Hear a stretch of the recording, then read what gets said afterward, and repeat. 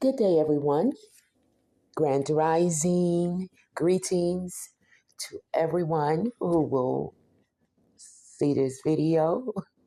I am Wisdom Hunter with EPINNA'S Whole Body Restorations. And if you've seen my previous videos, you know that I create all natural products using substances that is rendered from the Most High, meaning oil, seeds, leaves, roots, that is beneficial to us, all natural resources that has been oftentimes given to us in an abundance. And I decided to create a chart to give more emphasis on what we was to what we were made out to be to where we are now, to show the gradual change and how society basically tricked us. Because you have to understand, I read a passage, and not to get off topic, but I read a passage. Oh my goodness. I'm going to find it and put it in the description. But it described how one generation had no remembrance of the generation before. And I see that it is happening with us and has happened with us as a community of, and this stems from the Caribbeans, from the continent to the Caribbeans to the Americas. What do I mean by that? Well, when I decided to, or shall I say, when the vision came to me to start EPINNA'S Whole Body Restorations, it wasn't just for body care. Well, it is body care because it's restoring the body to its naturalness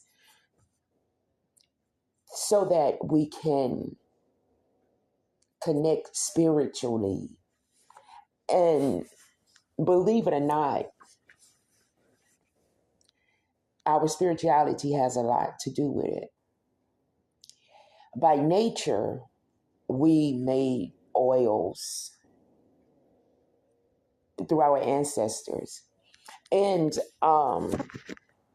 you can see at the bottom here, it says designed for educational study by Wisdom Hunter and Chat GTP research series. Okay. Because Chat GTP is only confirming what I already knew. So when I started this, I wanted to show things that we used ancient wise as far as making oils um, um, and homemade salves and butters and things of that nature, and how it changed over time.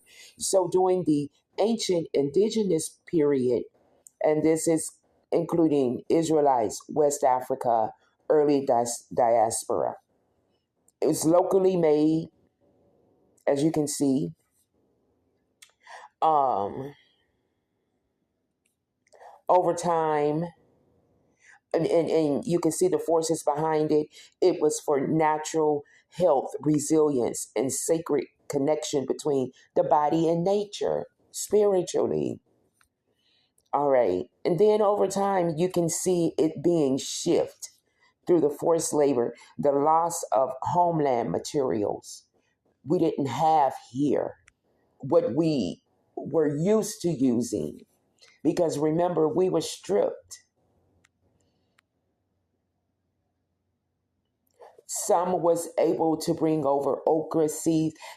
Things were being snuck in some form or some way over, where we can still have access, and that was done.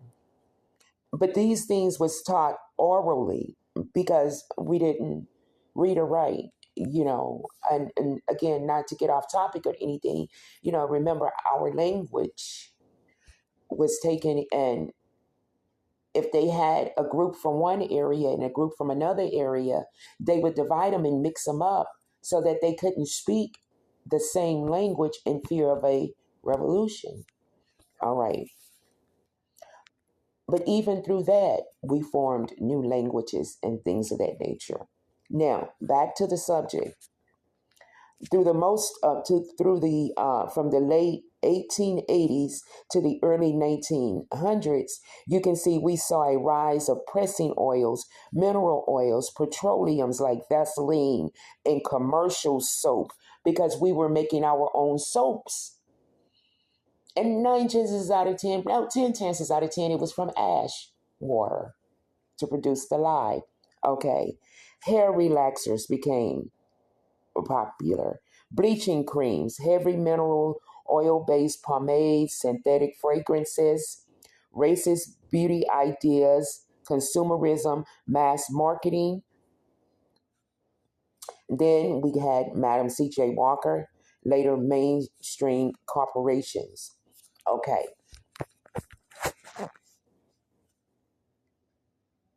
A lot of these things was not made healthy for us. We have to understand that. And as we can see today, a lot of the chemicals that was implemented into these products is now leading to various cancers, and which they knew at the time, but that's another topic. All right. Then during the beauty boom, the Jim Crow 20th century beauty boom era, 1920s to the 1970s, hair relaxers, bleaching creams, heavy mineral oil based products. Okay, same thing. Racist beauty identity, consumerism, mass marketing, polished Eurocentric aesthetics. And it's going to tell you the forces behind each one. So, starting with the ancient, it was for natural health, resilience, and sacred connection between, again, body and nature. Okay, so when the forced labor came and the loss of homeland materials and the European suppression of African practices, the shift from natural plant oils to synthetic and refined greases. Okay. Then we had an increase of hair and scalp damage, irritation, internalized beauty standards, favoring straight hair and lighter skin. But guess where we are now? Today, the modern revival, natural hair movement. And they started seeing the uprise. I started seeing the uprise. We're wanting to go back natural. We're tired of the perming.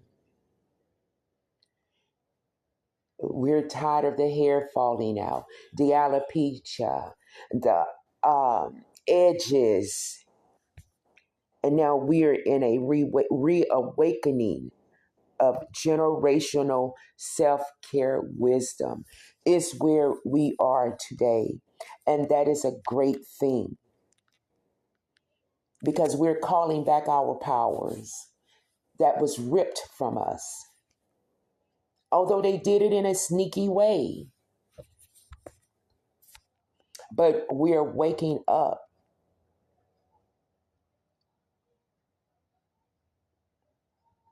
all by the Most High's doing.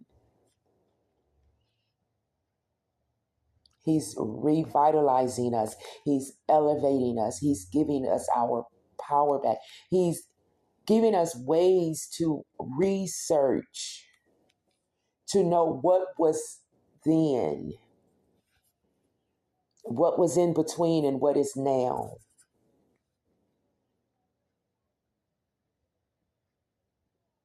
And I just wanted to hop on and show you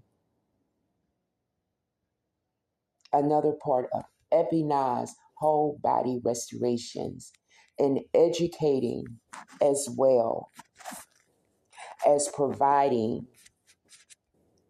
all natural products. Also providing you the education behind it. So until next time, peace be unto you. All blessings, all praises. Give thanks.